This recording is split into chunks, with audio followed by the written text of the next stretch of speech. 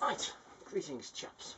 I thought I'd like to show you today a variation on my junk bow, which, as those of you who've ever seen it know, made from two different types of electrical conduit tube and a small piece of oak lath. Now, I was watching a Dave Canterbury video where he had a folding bow that folded. It had an aluminium riser and two fiberglass limbs, which folded down into a unit that was about 24 inches. Now, I thought, well, you could achieve the same for absolutely no money at all if you did it this way. Now, for those who don't know, this is a tube for transporting drawings, which is basically designed to take A1 drawings rolled up. Now, there's an extendy piece at the end, in case you have a bigger drawing. Now, it struck me that if you could make a complete bow which would fit inside here, you would have a really awesome combination of compactness and convenience. Anyway, I shall show you what we've done. We pop this down, the bowstring and the connectors. We have the riser. We have 4 arrows, another one inside the riser to save space, and then we have 2 limbs.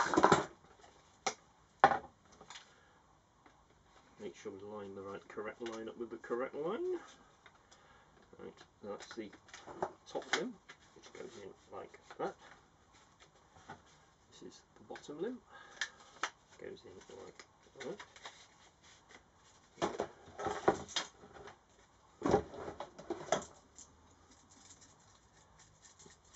Now I'm going to try and make a quicker method than these bolts. I've thought about just some sort of quick release straps or Velcro straps or something like that, but as I happen to have these in my toolbox, they seem to be the logical things to use initially. Bear with me.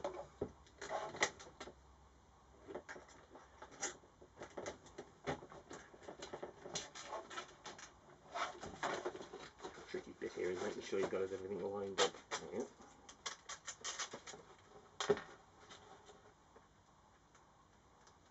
This is just basically to stop the various components of the bow from springing apart. There we go. To the other side.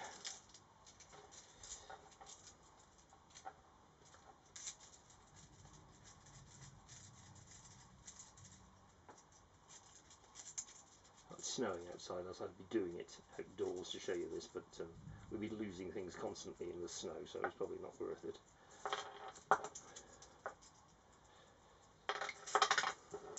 Right, so that one, when you take the washer off, goes in there. Make sure you line everything up, and then we put another bolt on.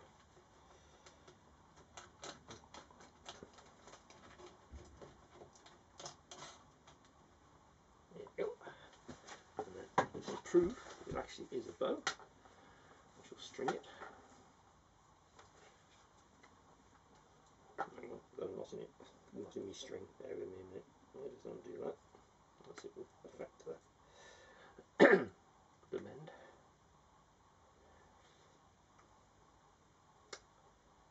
I'll tell you what, I'll leave that for now.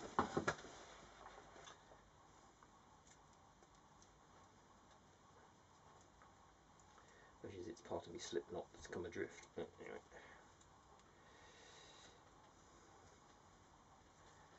Right.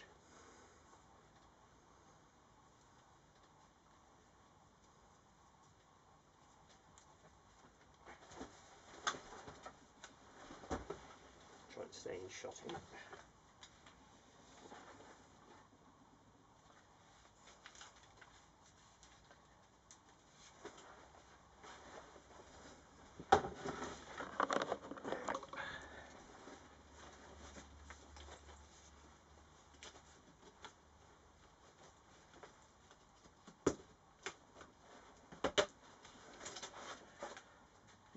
Make sure those are straight, and voila, you have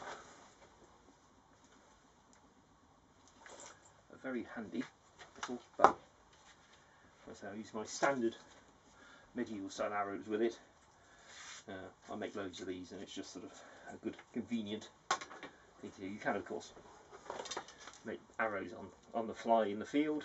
So that one is made with an obsidian tip and feathers I've found, and various other arrows there which are made from assortment of materials.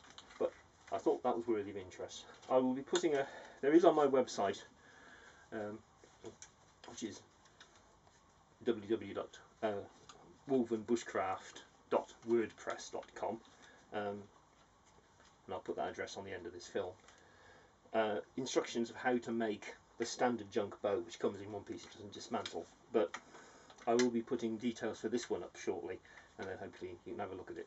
Anyway, I thought you'd be interested, so let me know what you think. Cheers.